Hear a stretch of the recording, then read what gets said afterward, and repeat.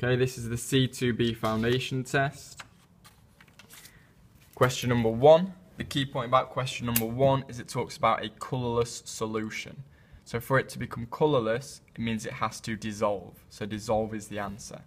Displacement is where a more reactive element displaces a less reactive one. Displace means can kick out.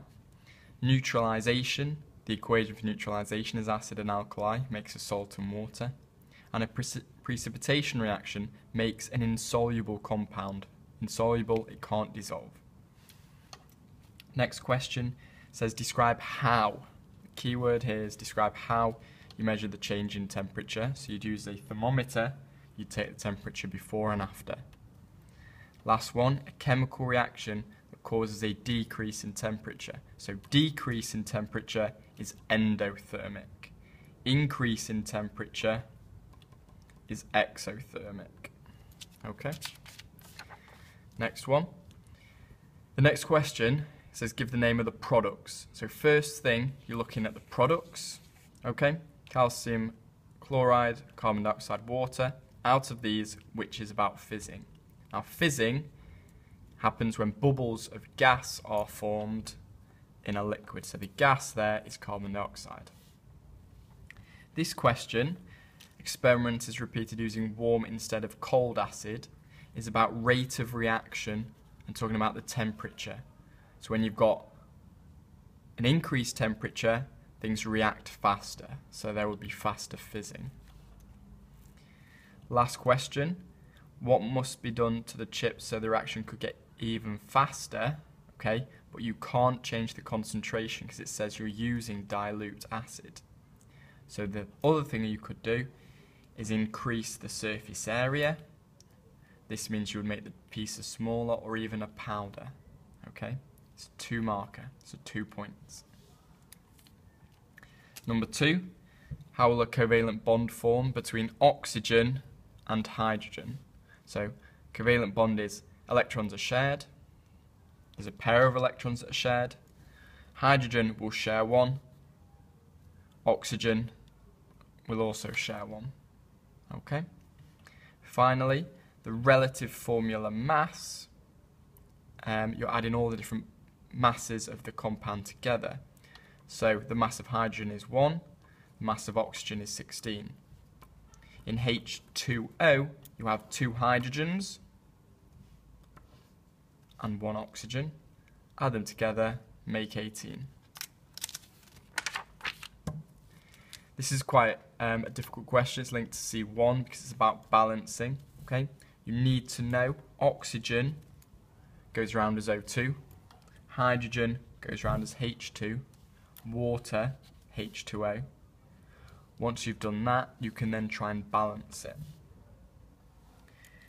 Percentage yield, you need this equation. Percentage yield is the actual yield over theoretical yield times 100%. So the mass obtained was 2 grams, so that's what you actually got. The theoretical yield was 4, 50%. The reason why we don't always get 100% yield is because sometimes the reaction is incomplete, or sometimes you have a spillage in the reaction, or sometimes you might lose one of the products, maybe some water evaporates. Okay, so often we hardly ever get 100% percentage yield. Finally, sodium alkali metal. So in the periodic table, alkali metals are this column. That column is group 1. Group 1 meaning they've got 1 electron on their outside shell. This is the structure of a metal. Okay, it tells you everything you need to include in the question. Explain how metals conduct. Well, they need delocalized electrons to carry the charge through the metal structure or through the positively charged ions. Through the positively charged ions. So it's giving you the key points you need to include for 2 marks. Finally, back page, first question is on flame testing. Okay, You'll need to memorize some of these. So sodium makes a yellowy orange. Another test, but this time we're not testing the cation. Here we're testing the anion. Okay, so to test for Cl- ions, we firstly add nitric acid. The reason we add nitric acid, it doesn't play any part in the reaction, okay, but it will remove impurities. It will react with anything else that's not there. The silver nitrate can then react with the chloride ions and form a white precipitate. The white precipitate formed is silver chloride. Last question. Sodium reacts with chlorine to form sodium chloride. Okay? So, sodium is group 1, 11 electrons.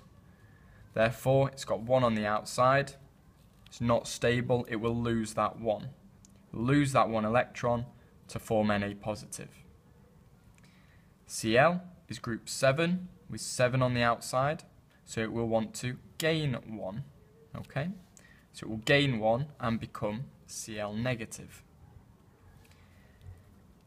Na plus, NaCl, opposite charges attract, form an ionic bond, and this is how sodium chloride is formed. Okay? I always like to draw the diagrams fully, okay? So in the exam, if you had a full page, you'd have plenty of room to draw your diagrams. It also says describe how the reaction is carried out. So you would burn the Na metal in a jar of Cl gas. You would use a fume cupboard because chlorine gas is toxic. Okay? What I would like to look for, what I'd like to see, sorry, is if you were trying to do the ionic bonding, you would do, oh, never mind. Go to see ionic bonding video for more work on ionic bonding. Thank you.